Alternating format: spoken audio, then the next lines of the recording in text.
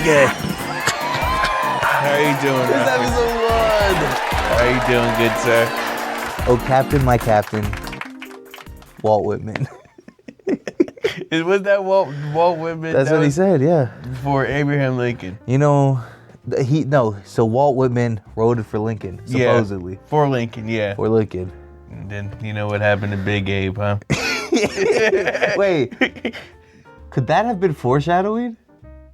There's no way that. No, it might, right? Not for Abe, because Abe didn't In kill a himself. theater?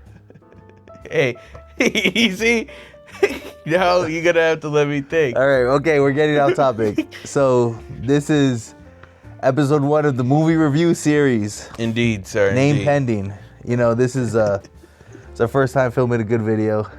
We did the stream. We did. We do have a stream. I was pretty proud of the stream. We have a stream, but we are here to talk about a movie we just finished watching for the first time. That was my first time ever watching. You watched it first time? Indeed, first time. I just always used to see the clips. I was like, this is Robin's best role. 100%. Dead's Poet Society. And, you know, we're just going to have a free-form discussion. Fucking you threw me off with the Lincoln shit now. We'll talk about, okay. Yeah, I'm so, going to think about that shit in bed later today. It's like, what's there? So I guess I'll just assume you guys watched the movie. You can't assume. You got to just... We're not going to... Go watch the movie. We're not going to recap. Go watch the movie. Spoilers. You got to say spoilers because we probably already spoiled it for them. No, it just gives them a little taste. That's literally the biggest twist No, in the movie. It's not even a twist. It's just something that happens. But it literally leads to the end of the climax of the story. Okay, so we're at this boarding school with the new teacher, Robin Williams. He's what's his last name? It was Mr. Keating. Keating. How you spell that? I don't know. Keating. Man quoted himself. He did. So he's the new teacher at the school, and you know he's got some unorthodox teaching methods that these old fellas don't like. Modern day male, as we call him. Yeah, he's you know, he really is what all the performative males want to be. That is true. He's just like but every he's aspect, genuine though. Every aspect of what men are. Or what society considers performative, yes. This man takes that and like just fucking amplifies the shit out of it. Man quoted himself like men wish they could do shit like that. I see myself a lot. You know, I'm a bit of a poet myself, actually. You got something. Just quick 1 sentence, 2 sentence poet. The life of a journeyman I live, to please others no more. I am within me. Oh, that's off the fucking dome. I'm a fucking poet. You should call him Kendrick and say like, I got a few bars. You know, I got a double entendre. But no, shout out Mr. Keating though. He is what men thrive to be today. So we follow a group of students. Do you remember their names? At least one. There's Knox. There's Todd Anderson. Yeah, Todd was there's Neil. One. I know there's freaking Pitts. What's it? Kyle Pitts. Yeah, Kyle Pitts. There's Nuwanda. Well, I know that's his controversial name that he starts going by. That's his that's a bit unethical. And then there's, of course, just some other fuckers who are there.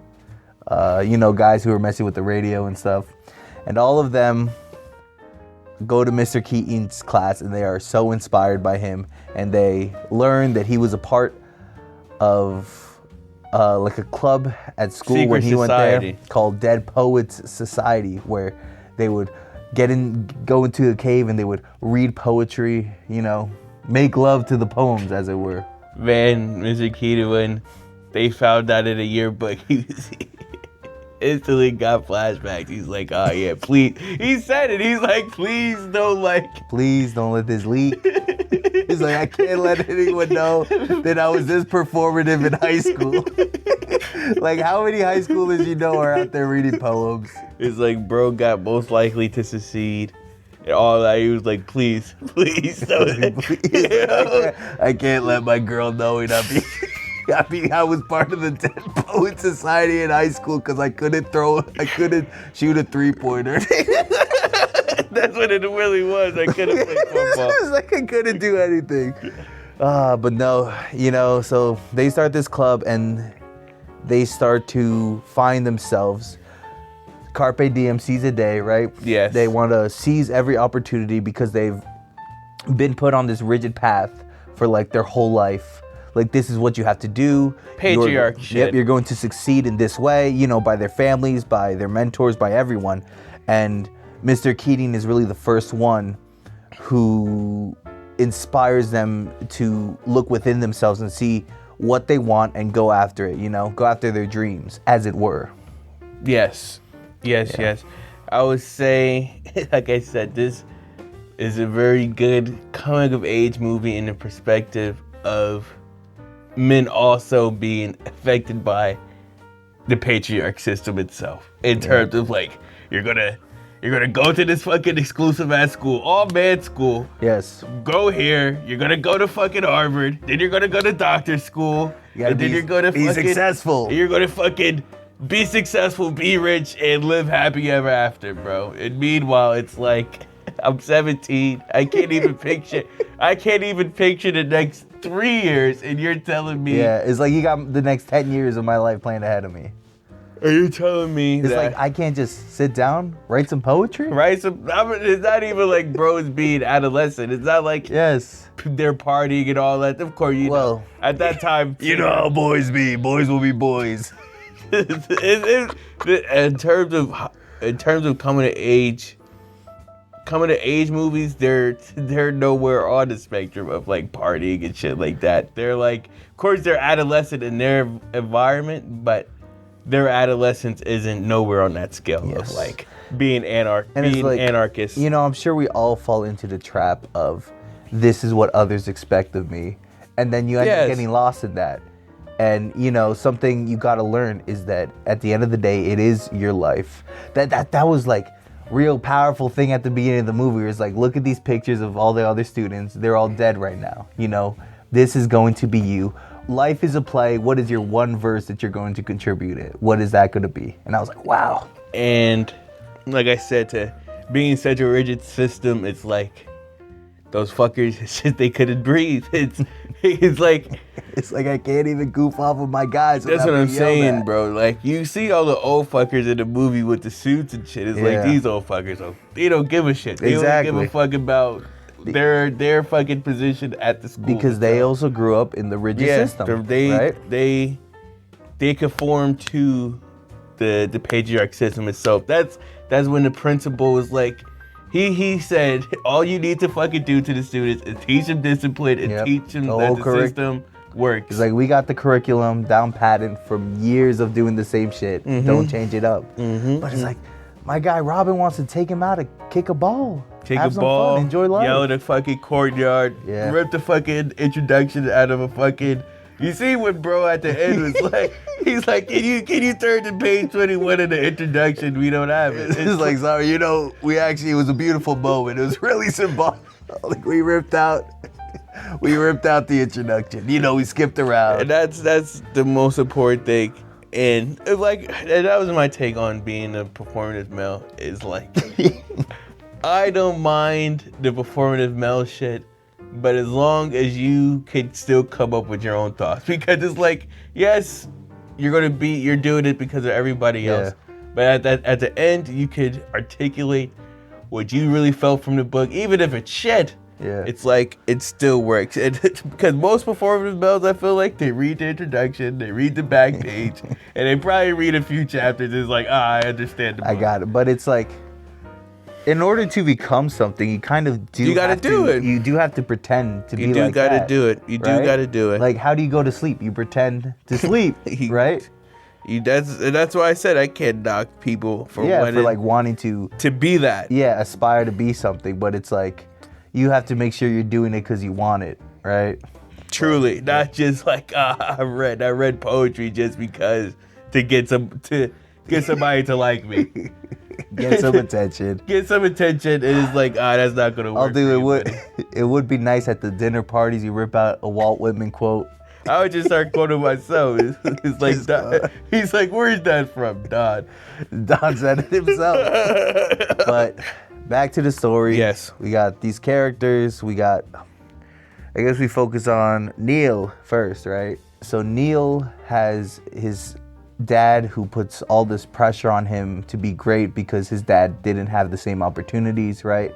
Basically, And- second generation son. This is, I like- did everything I could so you could be in a better position. Is like, but Neil kind of gets inspired by Mr. Keating's class. You know, he's the one who decides to revive the Dead Poet Society, and he's the one who brings everyone together, and he gets super inspired that he wants to pursue his dream of acting. So that's his whole storyline in the movie. And then he finally achieves that dream, and he stands up to his dad a bit, being like, hey, I want to do this show, like the show's tomorrow, I can't drop it. It's like I gotta do it. And his dad's like, okay, go ahead and do it. So he does the show. You know, all of his boys come to support him. His dad comes and he watches. And then at the end, his dad still doesn't get it. He still wants his son to be on this rigid path that he had planned for him, 10 years. 10 years in line, brother. Jesus. And it's like, you understand the dad, of course, probably a lot to sacrifice for. But at the end of the day, it's like, you can't put the whole weight of the world on your son like that, right? He has to make his own choices. If you fail, you disappoint everybody in your life, basically. That's basically, it was like, the dad is pressuring him into thinking, it's like, you're not only a failure to me and your mom, but you're a failure to, like, society. Like, you have so much wasted potential because of the opportunities I was able to give you. You squandered them for acting and poetry and all this shit. Exactly. What he really wanted to do, basically. Exactly. But it's like, big spoiler happen, right now, Neil, that night, when his parents go to bed, he goes, finds the gun, and he does end up shooting himself. That really shocked me. I was like, holy, like I did not expect that to happen. That's why at the beginning of the video, we were talking about the Abraham Lincoln poem, like foreshadowing kind of, because as we all know, Lincoln was shot in his head at the theater, right? And Neil is an actor. Neil is an actor, and Neil shot himself in the head. Can we draw the connection? We'll leave that to you scholars out there, of course. This is just our first viewing, so we don't know all the dots to connect. But yeah, I guess before we talk about how the death of Neil impacted like the school and everyone, we just go through like their stories until we get to the point of the end. Story. So next one, Todd Anderson. He has a lot. Is the prodigy. He has a lot to live up to because his older brother was like this super successful student who went there, and his parents really don't care for him a lot. He's shy and kind of keeps himself nervous, and Neil is really the one who like keeps inviting him to things, trying to bring him out of his roommate, show. Neil and Todd are roommates. So yeah, throughout the movie we just see Todd also getting like more and more inspired. Started to become out of his shell. That was his big thing. The scene where Robin Williams was like talking with him in front of the classroom and it's like, tell me your feelings and all that stuff. Yeah. And like the camera spinning around. I was like, wow, this is cinematography right here. Because bro is just truly in his head. He thinks everything. Because too, you got to think, if his brother's like this fucking kid prodigy, fucking merit scholar, all this bullshit, as a little sibling, you're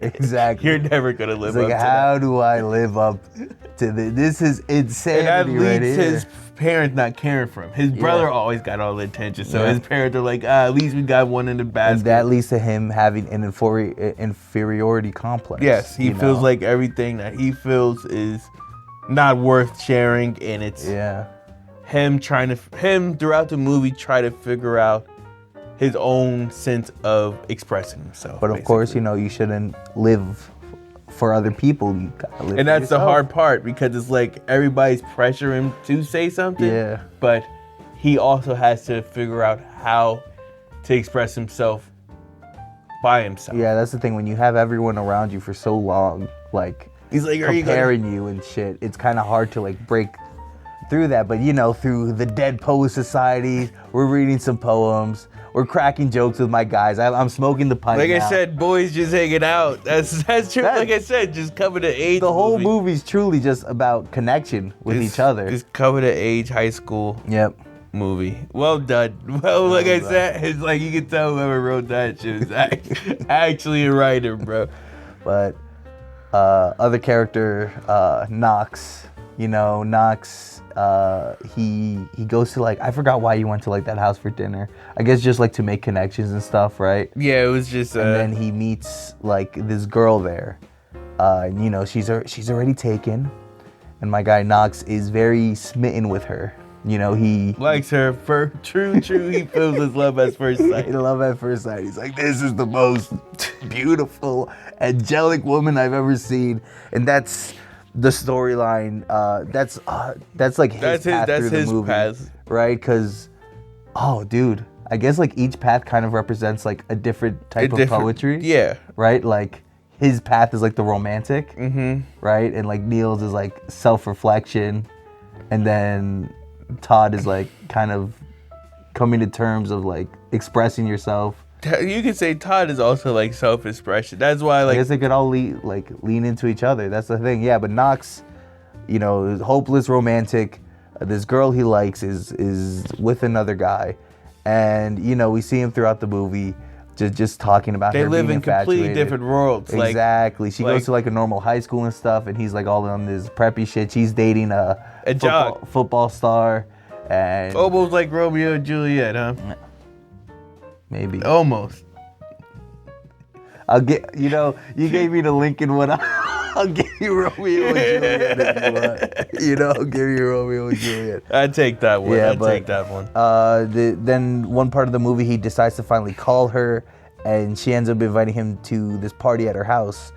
And, you know... You did like that scene. I did. I felt he starts drinking, and then he sees her like on the couch, like sleeping, right? And the boyfriend's not around, so he just starts, you know, stroking her hair and give her a little forehead kiss. And then one of the guys is like, Chet, you know, he's just putting the moves on your girl. And of course, Chet, reasonably so, I might add, beats him up. Why? Is like I didn't disagree for the reason of beating him up. Not only.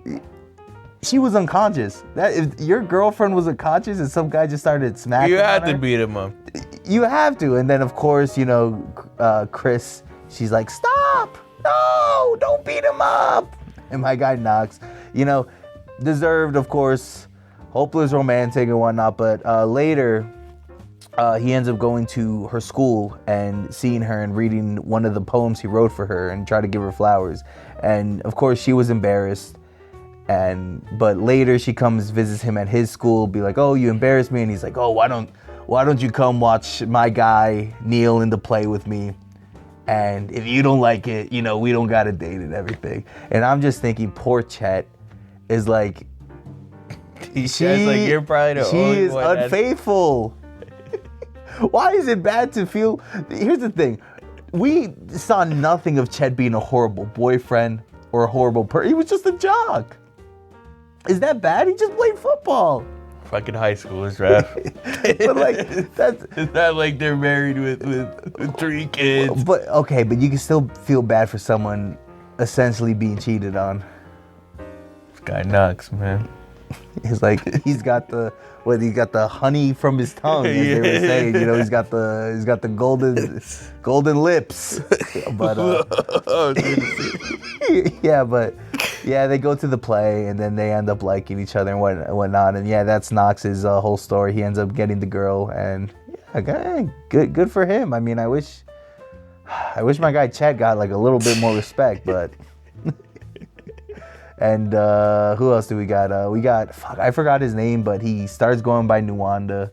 Oh yeah, he's like the true anarchist. He's the one that's... He invites the girls over to the cave, and he's like, my new name is Nuwanda, and he's very like boisterous and, you know, chatting up with the honeys. He is the one that is more... he's truly himself. He's comfortable in who he is. Yeah. And you can tell that immediately with him. He's But- like, I don't give a shit But about you can nothing. see this also comes from a place like he wants to get expelled, right? Like he puts an advert into the newspaper of the school being like, hey, it's like this school, we got to get some girls up in here. And you know, he gets in trouble and stuff, and he like admits to it, but he like really like wants to get expelled. He doesn't want to be there. He doesn't want to be there, but you know, He does at the end.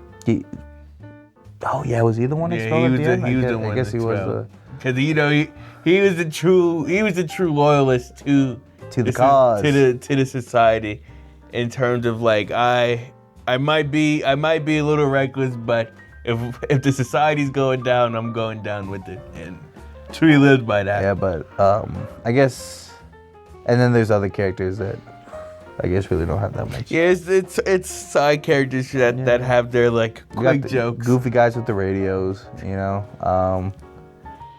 Yeah, I guess that's pretty much it for them. But yeah, but when Neil dies, of course that starts putting heat on the school. Like when any tragedy happens at a school, it's always look to the school for the answers, right? And especially this is a time period movie. This is like a 50s or 60s. So at the beginning of the movie, it's like, oh, I think like celebrating 100 or like 100 years ago, and it was like 50s. They were talking about like 1856, if I'm right. Yeah, so correct. They was talking about 1956. I hope we didn't just misjudge because it. They was driving old cars around because it came out in 89. And then they had their little bicycles, little beats. So it's definitely a time period movie. Yeah, I would just assume it's the late 50s, early 60s, perhaps. But yeah, so what they start doing is they try to look for the Dead Poets Society because they already knew that Neil. I guess. Well, they figured out Neil. They had the like all of them newspaper had the club. ad Yeah, they figured that's when they first heard of it. But when fucking Redhead Bro snitched, God, I wanted to just beat the shit out of him. He snitched. He's like, guys, they already figured us out. It's like, how would they fucking know if you didn't said, that's that open game your theory mouth? Bullshit, bro. It's like prisoner's dilemma. It truly is.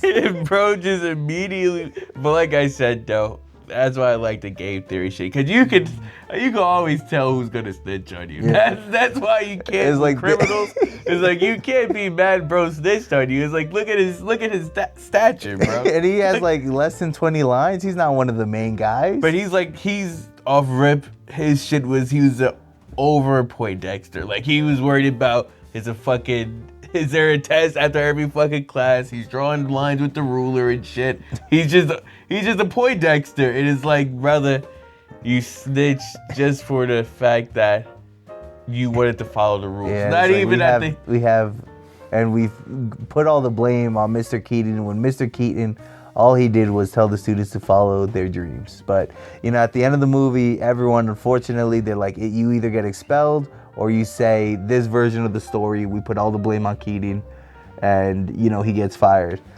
And like I said, opposite of what like Mr. Keating preached the whole movie. It's like you're gonna have your own choices, and your own thoughts, and you can't just go with the herd. You have to be your own person with your own voice. That shows though, like you could say that shit, but like society and higher authority people, because you see what they did. Mm-hmm. Not only do you have to face the principal, you got to face your fucking mom and dad. Yeah. And basically just get fucking peer pressure. It's like, you have freedom of will, what to say, but you're going to sign this paper. Also, 17, and like since childhood they've been like, hey, this is the path you have to keep on. And shit, so like that's why a lot of them snitch. Yeah, it makes sense that they would just be like, I don't want to get expelled and have my life ruined, because their whole life is like, you have to do this or else your life isn't gonna work out. But you know, then we get to the end of the movie. Mr. Keating is gonna go get his stuff from the classroom, and then my guy Todd, he stands on the desk and he's like, "Oh, Captain, my Captain." That kind of started it. It's like an I am Spartacus moment, right? Like we all rise up. Of course. Fucking Redhead Bro and some other fuckers were just sitting down. Just fucking sit there. It's like you didn't see the vibe of the room, but no. Great fucking performance by the great Robin Williams. You know, I can't remember the last time I actually saw a Robin Williams movie, so this was really nice to see. And you know, we got a couple fucking my guy Neil's played by my guy from House MD. Wilson. I do like fucking House. Yeah, I do House like House that. was a classic. It is a classic. And fuck, what's his name? The guy who played Todd, I think it's His name's definitely. Ethan Hawke. I cannot. I think he's been in other stuff. I know. I definitely know Ethan Hawke been in other things. I can't put a finger on it. Yeah, so He's like, you don't know. Fucking, it's gonna be probably one of the most obvious movies too. it's like you don't know Ethan Hawke. He was in that one, you know. It's gonna be one of these movies too. He was in Transformers. You know, you guys didn't watch Cars. He was voicing my guy Guido in Cars. It's gonna be some shit like that. We're gonna look like that. Oh, I do know who Ethan Hawke is. He's bro from No Country for Old Men. With a mustache? He's Llewellyn. He's the one that took the money first. He got caught. He got killed by Yes, and he has the fucking show that I really like is The Lowdown. That's a good show. And I do know, bro. And if Don is wrong, we'll show it in the edit. I could fucking. No, Don, we'll leave it to the editor. Okay. But Don, how about give us some final thoughts? Definitely, I give it a rating to start. Oh, they showed some titties too. That was it. You know, we gotta post the rating. You did comment on that. It's like PG movies in the 80s. It's crazy. Fucking the movie says rated PG, and they just showed drinking, smoking, Playboy magazine, and then they just showed boobs, and I was like, wow. And I was like, I guess the times have changed. Can't take little Timmy to the theater anymore and have him just see a pair of titties. You know, it's just. Is this the woke? Is this wokeness coming to get us? But no, I give it a rating. I would say I give it a 9. I give it a Dead Poet, definitely a 9. Well, Donovan's a hater. I'll give it 10 Raffies out of 10. 10 Raffies. Why are you just gonna say 10 out of 10? 10 Raffies out of 10. Because that's how they know it's from me. And not you. Okay. If you're a dead poet, write your poetry in the comments below. We will... 2 sentence. We will exactly 2 sentence maximum. I don't want to be sitting there all day reading your whole dissertation. 50-page banger. Yeah. But catch you on the flippity flip.